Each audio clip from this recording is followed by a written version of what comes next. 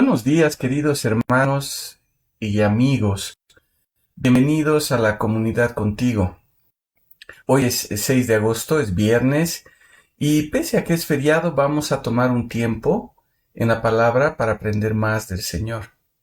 Pero primero vamos a orar.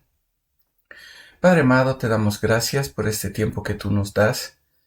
Gracias, Señor, porque podemos pasar un tiempo más en tu palabra. Te pedimos que tú nos guíes, Señor.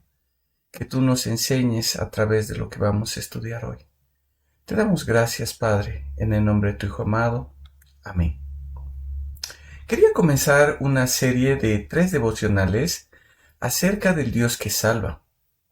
Y quería preguntar, ¿conocemos al Dios verdadero? ¿Conocemos al Dios que salva? Y esta serie de devocionales nos va a mostrar la necesidad que tenemos de conocer al Dios que salva, a ese Dios verdadero. Gerald Nanhus, en su libro El Dios que adoramos, dice: conocer a Dios es saber algo acerca de Él. Pero el saber algo acerca de Dios no es en sí conocerle. Tenemos que distinguir entre el saber y el conocer. Por ejemplo, uno puede saber los nombres de Dios, sin conocer a Dios y sin invocar el nombre de Dios. Es posible memorizar una larga lista de estos nombres y pasar un examen riguroso de los mismos sin conocer a aquel a quien estos nombres pertenecen.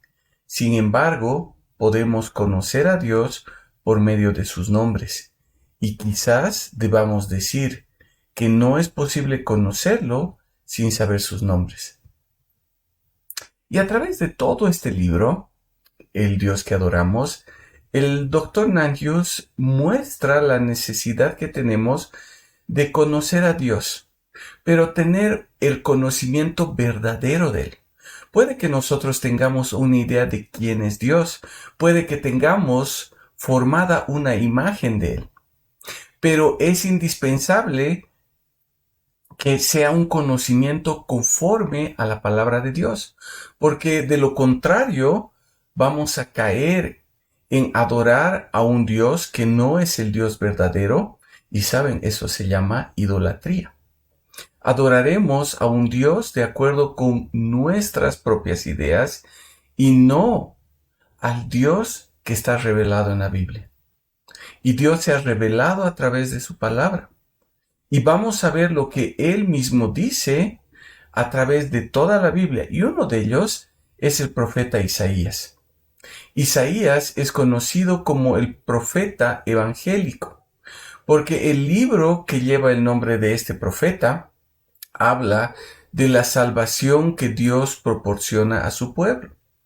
Esas buenas nuevas de salvación.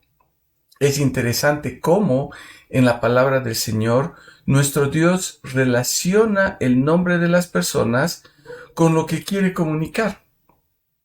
Isaías significa Jehová es salvación. Y tal vez podríamos entrar en muchas consideraciones históricas y teológicas, pero Marcelo Contreras tuvo una muy linda serie a través de todo este libro, durante muchos devocionales. Ahora solo quisiera que podamos considerar que en sus páginas podemos ver, primero, la condición del pueblo judío, la corrupción en la que habían caído, la confianza en la fidelidad del Señor proveyendo salvación pese a esa condición, y el consuelo sabiendo que en sus planes está la restauración.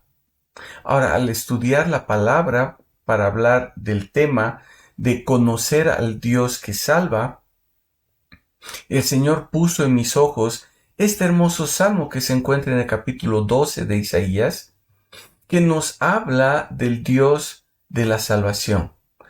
Isaías 12, del 1 al 6.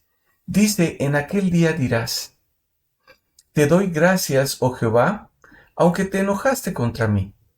Tu ira se apartó y me has consolado. He aquí Dios es mi salvación. Confiaré y no temeré, porque Jehová es mi fortaleza y mi canción. Él es mi salvación. Con regocijo sacaréis agua de los manantiales de la salvación. En aquel día diréis: dad gracias a Jehová, invocad su nombre, dad a conocer entre los pueblos sus hazañas, recordad que grande es su nombre, cantad salmos a Jehová, porque ha hecho cosas magníficas. Sea esto conocido en toda la tierra. Grita y canta, oh habitante de Sión, pues santo, el Santo de Israel, es grande en medio de ti. Ahora, quisiera que podamos tener en mente que la palabra está para que conozcamos al Dios que salva. No solo sepamos algo acerca de Él. Y es justamente de lo que está escribiendo Isaías. Son palabras de alguien que ha experimentado en carne propia la obra de Dios, la obra del Dios Salvador en su vida. En este sentido, vamos a hablar de 3 aspectos que encontramos en este pasaje y vamos a ver estos 3 aspectos en 3 devocionales. Y estos aspectos son, primero, conocer al Dios que salva nos trae esperanza. Segundo, conocer al Dios que salva nos trae confianza. Y tercero, conocer al Dios que salva nos trae gratitud y alabanza. Entonces comencemos con el primer punto. Conocer al Dios que salva nos trae esperanza.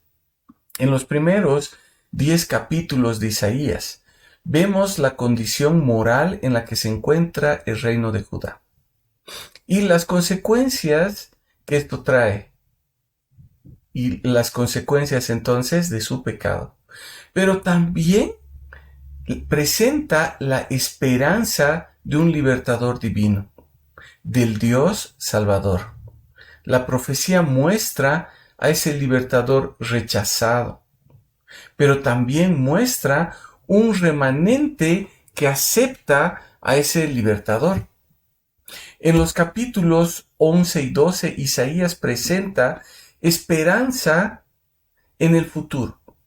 Hay una esperanza en el reinado del libertador, el reinado de ese Salvador.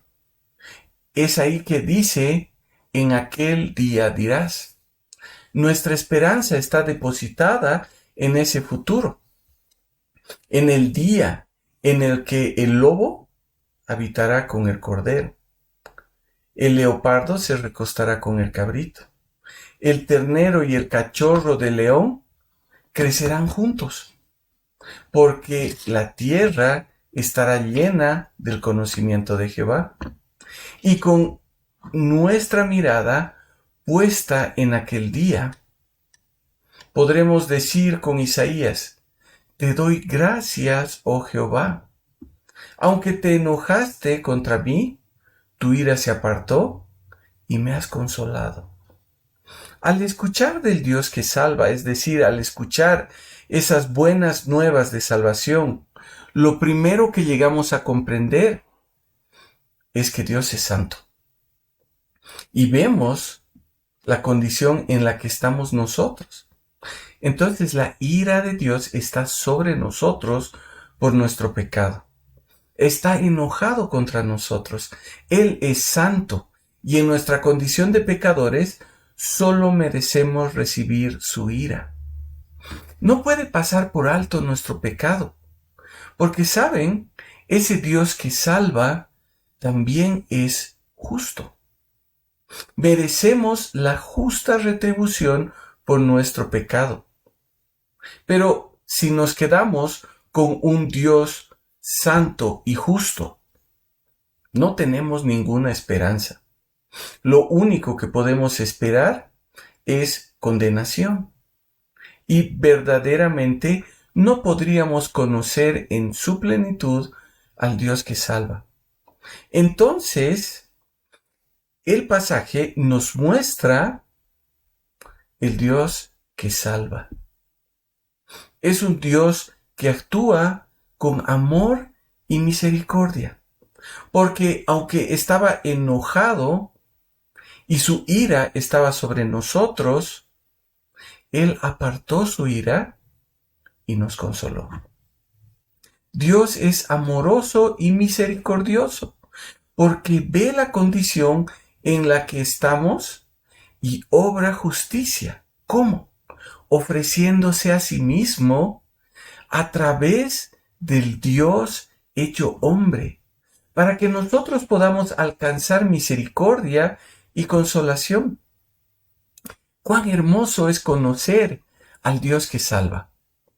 Es a través de conocerle que tenemos esperanza.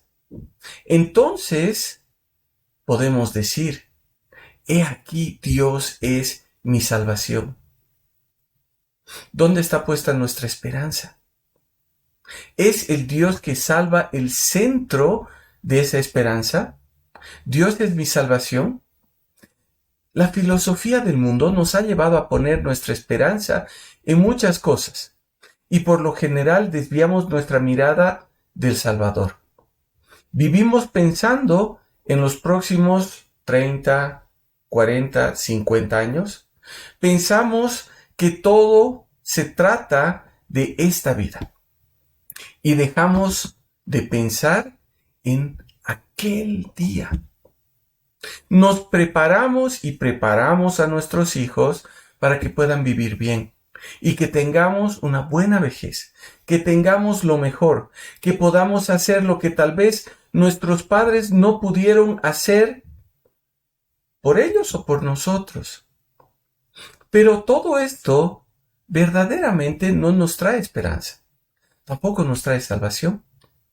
Si conocemos al Dios que salva, nuestra esperanza no está puesta en esta vida, en lo que somos o en lo que tenemos. Nuestra esperanza está puesta en aquel día. Nuestra esperanza está puesta en nuestro Dios, en nuestro Salvador, en una vida con Él por la eternidad. La salvación que tenemos de Dios no consiste en obtener un pase VIP al cielo y evitar el infierno. La salvación no consiste solo en que somos librados del castigo que deberíamos recibir. Conocer al Dios que salva nos lleva a entender que estamos separados de Dios, que somos sus enemigos, que su ira está sobre nosotros y no podemos hacer nada en nuestras propias fuerzas para reconciliarnos con Él. Entonces Dios pone en nosotros, a través de su Espíritu, la convicción de que somos pecadores y la necesidad que tenemos de reconciliarnos con Él. Y Él provee a través de Cristo, a través del Mesías, la forma por la cual lo podemos hacer. Por su obra, obtenemos salvación y obtenemos la reconciliación con Él. De ser enemigos, ahora somos hijos y además tenemos la promesa de vida eterna, pero vida eterna con Él. Eso es lo que los hijos de Dios anhelaron a través de toda la historia, habitar en la presencia del Dios verdadero, del Dios que salva, todos los días de su vida y por la eternidad. David en Salmos 27 dice que una cosa le pidió a Jehová, y esto era lo que buscaba: morar en la casa de Jehová para contemplar su hermosura. Era la esperanza que tenía al escribir el Salmo 23 y concluir diciendo: ciertamente el bien y la misericordia me seguirán todos los días de mi vida, y en la casa de Jehová moraré por días sin fin. Fue la esperanza que tuvieron y que deberíamos tener todos los hijos del Señor. Fue con esa esperanza que los hijos de Dios soportaron persecuciones, tribulaciones y martirio, con su mirada puesta en aquel día, junto a Dios, junto a su Salvador, contemplando toda su gloria. Ahí debe estar nuestra esperanza. Nuestra esperanza debe estar en aquel día, en el que moraremos en la casa de Jehová por la eternidad, para poder contemplar su hermosura. Conocer al Dios que salva nos trae esperanza, porque nuestra esperanza no está basada en lo que somos, en lo que tenemos o en lo que podemos conseguir. No está puesta en esta vida. Nuestra esperanza está solo en nuestro Señor y lo que Él dice que tendremos con Él cuando estemos con Él en la eternidad. Pero conocer al Dios que salva no solo nos trae esperanza, también nos trae confianza. Y de eso vamos a hablar el lunes como la segunda parte de este estudio de la palabra. Vamos a orar. Padre amado, te damos gracias. Gracias, Señor, porque podemos ver la esperanza que nos ha traído tu salvación. Gracias porque nuestra mirada no está puesta en esta vida, sino tiene que estar puesta en la eternidad contigo. Y te pedimos que tú nos ayudes a vivir de esa manera. Te damos gracias, Padre. Te damos gracias, Señor. En el nombre de tu Hijo amado. Amén. Bueno, hermanos, que tengan un lindo feriado y también un lindo fin de semana. Que el Señor les bendiga.